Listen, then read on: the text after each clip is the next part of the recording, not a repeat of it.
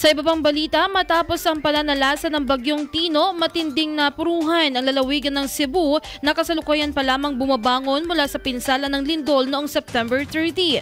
Bunsod nito, maagap na bumisita si DSWD Secretary Rex Gatchalian kasama ang ilang opisyal ng kagawaran upang makipagpulong sa mga alkalde ng lungsod ng Mandaue at Cebu. Batid ng ating kalihim ang hirap at trauma na dinaranas ng ating mga kababayan dulot ng sunod-sunod na kalamidad sa kanilang bayan.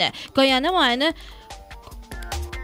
naman muling bumalik at personal na kinumusta ni Secretary Rex ang kanilang kalagayan at tinalakay din ang isinasagawang disaster response, relief at recovery operations ng lokal na pamahalaan. Binigyang katiyakan ng ating kalihim na maliban sa mga family food packs at essential kits, makakatanggap din ng recovery cash assistance ang mga apektadong pamilya upang makatulong sa kanilang pagbangon. Kabalikat ang Philippine Air Force, ang DSWD ay naghatid din ng mga water filtration kits sa syudad ng Liloan at Talisay kung saan ang mga ito ay malaking tulong sa ating mga kababayang nangangailangan ng malinis na tubig. Sunod-sunod man ang dinanas na kalamidad ng ating bansa, patuloy na pinatutunayan at sinisikap ng DSWD na makapaghatid ng serbisyo, kalinga at pag-asa sa lahat ng nangangailangan.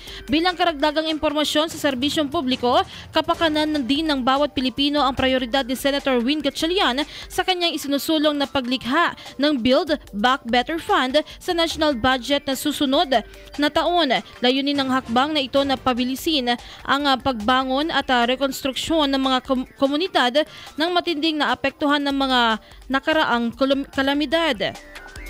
Nais si Senator Win na maglaan ng mas mataas sa alokasyon para sa post-disaster rehabilitation, partikular na para sa pagtatayo muli ng mga school building, pagpapanumbalik ng mga heritage site at pagbibigay ng permanenteng pabahay sa mga pamilyang naiwan ng tirahan.